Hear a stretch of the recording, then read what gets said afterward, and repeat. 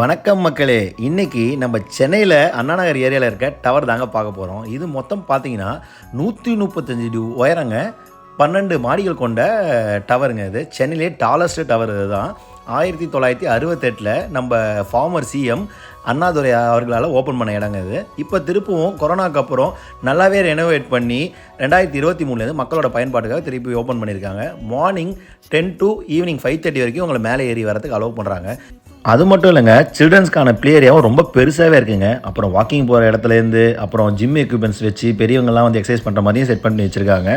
அது மட்டும் இல்லைங்க, ஓப்பன் ஏரியாவில் கராத்தே கற்றுறாங்க, ஸ்கேட்டிங்கு, அப்புறம் டான்ஸு அப்படின்னு சொல்லிட்டு ஏகப்பட்ட ஃபிசிக்கல் ஆக்டிவிட்டீஸ் வச்சுருக்காங்க. இது எல்லாமே என்ஜாய் பண்ணுற மாதிரி தான் இருக்குது. ஈவினிங் டைமில் நல்லாவே என்ஜாய் பண்ணாங்க.